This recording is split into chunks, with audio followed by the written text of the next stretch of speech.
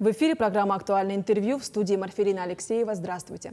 Каждый из нас имеет право на медицинскую помощь в гарантированном объеме, оказываемую без взимания платы в соответствии с программой государственных гарантий бесплатного оказания гражданам медицинской помощи, а также на получение платных медицинских услуг. Каково состояние законности в сфере охраны здоровья граждан у нас в республике? Такова тема разговора сегодня. Гости у нас в студии: Снежана Аконосова, старший прокурор отдела по надзору за исполнением законов в социальной сфере прокуратуры республики. Снежана Артуровна, здравствуйте. Здравствуйте.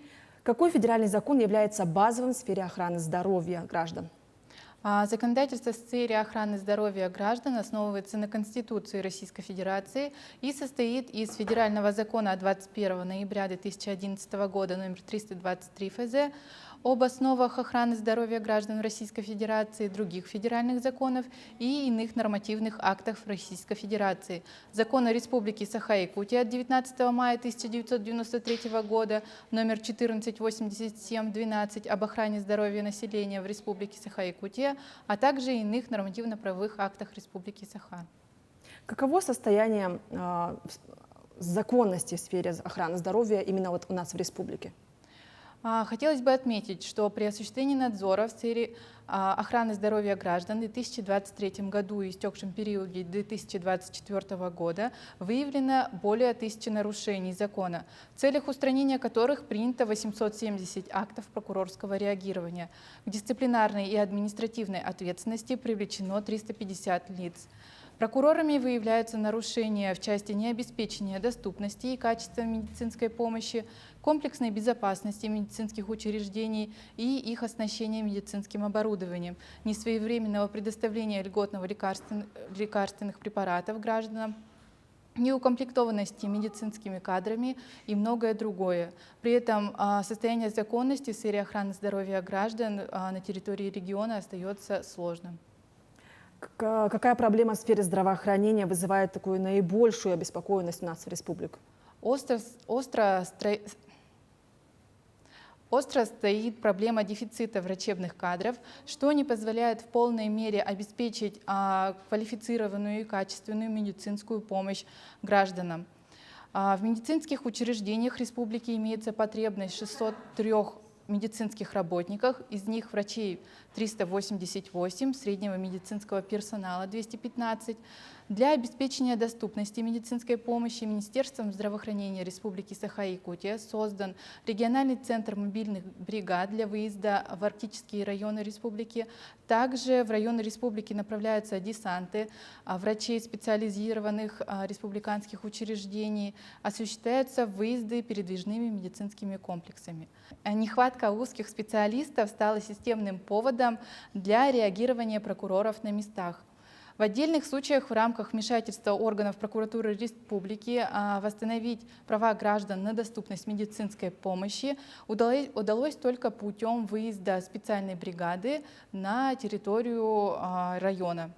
Одновременно при кадровой неукомплектованности имеются также проблемы в части нарушения законодательства о занятости. В частности, на единой цифровой платформе в сфере занятости «Работа в России» сведения о наличии вакансий не размещаются. Ну вот вы сейчас уже озвучили некоторые такие методы, как вы боретесь с этими проблемами. Да? Возможно, еще имеются какие-то дополнительные меры по обеспечению безопасности. Проверками, проведенными органами прокуратуры республики, выявляются нарушения требований пожарной безопасности, санитарно-эпидемиологического законодательства в учреждениях здравоохранения. В настоящее время более 180 учреждений здравоохранения требуют проведения капитального ремонта.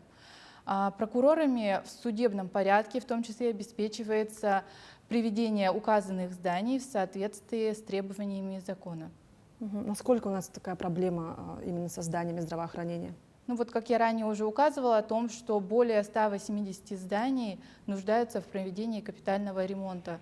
То есть проблема, а в год у нас проводится порядка 18-25 капитальных ремонтов, то есть имеется достаточно пробел в этом.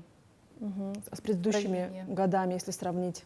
Как-то уменьшилось число или среднее так и остается? Среднее так и остается. Имеются ли проблемы с льготными лекарствами? В регионе проживает порядка 180 тысяч граждан, имеющих право на льготное лекарственное обеспечение. Согласно действующему законодательству, обеспечение лекарственными препаратами граждан льготной категории должно осуществляться бесперебойно. При этом зачастую допускаются такие нарушения органами прокуратуры. На постоянной основе осуществляется надзор в данной сфере, выявляются нарушения. По результатам вмешательства прокуратуры 15 граждан в этом году обеспечены льготными лекарственными препаратами.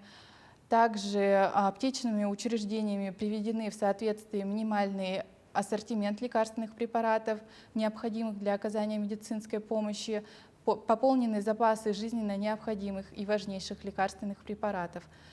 Также прокуратуре республики приняты меры в связи с необходимостью увеличения финансирования на лекарственное обеспечение.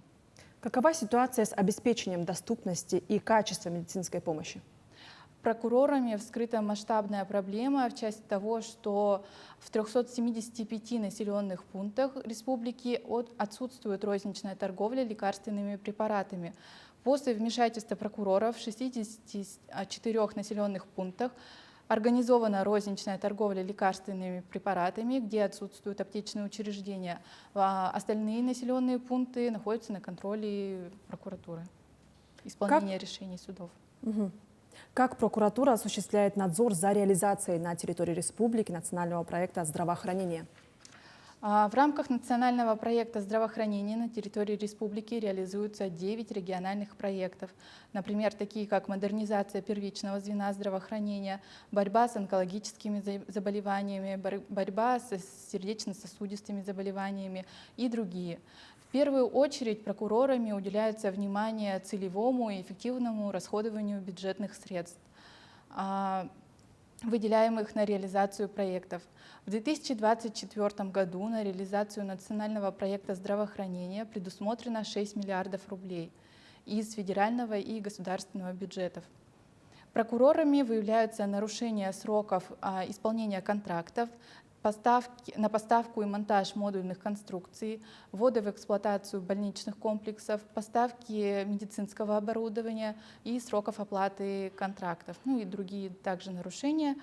Благодаря принятым мерам в 2024 году введены в эксплуатацию модульные врачебные амбулатории в Мегино-Кангаласском, Намском, Усть-Алданском, Хангаласском районах, больничные комплексы в селе Хану Момского района, села Чурапча Чурапчинского района, поселка Усть-Мая Усть-Майского района. Также до конца 2024 года ожидается ввод в эксплуатацию врачебной амбулатории села Эльгяи Сунтарского района, модульных врачебных амбулаторий в селе Битюнь Амгинского района, села Кыи Татинского района. Также продолжается строительство 4 объектов и начинается строительство 4 объектов в Мегино-Кангаласском, Кобяйском, Верхневилюйском районах, окончание капитальных ремонтов 9 учреждений здравоохранения. Что делать при нарушении прав здравоохранения на охрану здоровья и куда обращаться гражданам? В случае нарушения прав граждан на охрану здоровья для обжалования действий, бездействий должностных лиц необходимо обратиться либо в Министерство здравоохранения Республики Саха-Якутия, территориальный орган Росздравнадзора Республики Саха-Якутия, территориальный фонд обязательного медицинского страхования. Также можно обратиться в страховые медицинские организации, либо в прокуратуру республики для защиты ваших прав. Так вот, к примеру, в прокуратуру республики поступило обращение жителей одного из сел Мегино-Кангаласского района о том, что у них отсутствует местной врачебной амбулатории врач, и здание врачебной амбулатории ненадлежащего состояния. В результате принятых мер введена в эксплуатацию новая врачебная амбулатория, а также принят на работу врач. Скажите, пожалуйста, насколько быстро реагируют на такие заявки и самые распространенные нарушения, жалобы? Как правило, в соответствии с законом об обращениях граждан, срок рассмотрения обращений 30 дней. В течение 30 дней ваше обращение будет рассмотрено и приняты соответствующие меры реагирования. Ну и какие самые распространенные жалобы у граждан? Самые распространенные — это именно на доступность и качество медицинской помощи. Ну что ж, спасибо, что уделили время и ответили на наши вопросы. Но я напомню, что в программе было актуальное интервью. Оставайтесь с нами.